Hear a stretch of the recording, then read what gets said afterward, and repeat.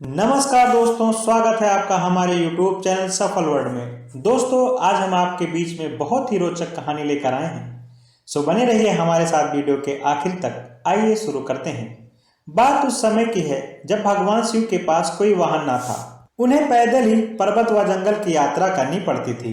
एक दिन माँ पार्वती शिव से बोली, आप तो संसार के स्वामी है ना जी, क्या आपको पैदल चलना शोभा देता है? शिव जी हंसकर बोले, देवी, हम तो रमते जोगी हैं, हमें वाहन से क्या लेना देना, भला साधु कभी सवारी करते हैं। पार्वती जी ने आंखों में आंसू भरकर कहा, जब आप शरीर पर भस्म लगाकर और बालों की जटा बनाकर नंगे पांव कांटों भरे पथ पर चलते हैं तो मुझे बहुत दुख होता है। शिव जी ने उन्हें बार बार समझाया, परंतु वह जिद पर अड़ी रही। बिना किसी सुविधा के माँ पार्वती को जंगल में रहना तो स्वीकार था, परंतु वह शिव जी के लिए सवारी चाहती थी। अब भोले भंडारे चिंतित हो उठे, भला वाहन किसे बनाया जाए। उन्होंने सभी देवताओं को बुलावा भेजा।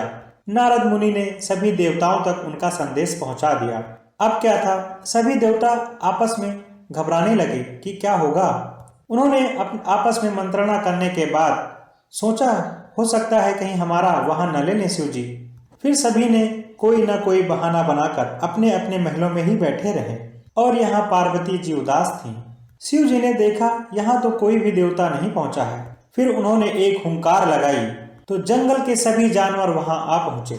शिव जी ने उनसे कहा कि तुम्हारी माँ पार्वती चाहती है कि मेरे पास कोई वाहन होना चाहिए, तो आप लोग बोले कौन बनेगा मेरा वाहन। सभी जंगल के जानवर खुशी से झूम उठे। फिर एक छोटा सा खरगोश आगे बढ़ा। उसने कहा, भगवान, मुझे अपना वाहन बना लो, मैं बहुत ही मुलायम हूँ। इसे देख सभी जानवर हंस पड़े। फिर शेर गरज कर बोला, मूर्ख खरगोश, मेरे रहते तुम्हारी जुर्रत कैसे हो गई सामने आकर बोलने में। फिर बेचारा खरगोश कोने में जाकर चुपचाप बैठकर गाजर खाने लगा। शेर हाथ जोड़कर बोला, प्रभु, मैं जंगल का राजा हूँ, शक्ति में मेरा कोई मुकाबला नहीं कर सकता, मुझे अपना वाहन बना ले। उसकी बात समाप्त होने से पहले ही हाथी बीच में ही बोल पड़ा। हाथी बोला, मेरे अलावा और कोई इस काम के लिए ठीक नहीं है प्रभु। मैं गर्मी के मौसम में अपने सूंड में पानी भरकर महादेव को नहलाऊंगा। फिर क्या था, जंगली सुअर भी किसी से कम था क्या? वह भी अपनी थूथन हिलाते हुए कहने लगा, शिव जी, मुझे सवारी बना लीजिए, मैं साफ सुथरा रहने की कोशिश करूंगा। यह कहकर वह अपने शरीर को चाटने लगा।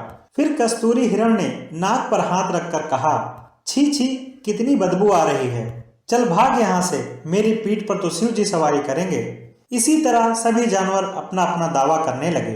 फिर शिव जी ने सभी को शांत कराया और फिर बोले, कुछ ही दिनों बाद मैं सब जानवरों से एक चीज मांगूंगा, जो मुझे लाकर देगा वही मेरा वाहन होगा। वहीं पास में नंदी बैल भी खड़ा हुआ था। उस दिन के बाद से वह छुप छुप कर शिव और पार्वती माँ की बातें सुनने लगा। घंटों भूख प्यास की परवाह बिना किए वह छिपा रहता था। माँ पार्वती व शंकर जी के बीच की बातें सुनता रहता था। एक दिन उसे पता चल गया कि शिव जी बरसात के मौसम में सूखी लकड़ियों की मांग करेंगे, तो उसने सारी तैयारी पहले से ही कर ली।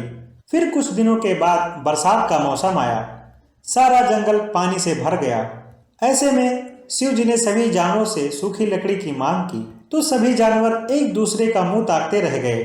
फिर नंदी बैल गया और लकड़ियों का बहुत सारा गट्ठा लेके आ गया। भगवान मन ही मन सब कुछ जानते थे कि नंदी ने मेरी सारी बातें पहले से सुन रखी हैं। फिर भी उन्होंने नंदी बैल को ही अपना वाहन चुन लिया। इस प्रकार नंदी बैल भगवान शिव के वाहन बने। फिर सारे जानवर उनकी और माँ पार्वती की जय जयकार करने लगे। दोस्तों, ये कहानी आपको कैसी लगी हमें कमेंट सेक्शन में ज़रूर बताएं। यदि हमारे चैनल पर नए हैं तो प्लीज़ इसे सब्सक्राइब करना बिल्कुल भी मत भूलें। बहुत बहुत धन्यवाद।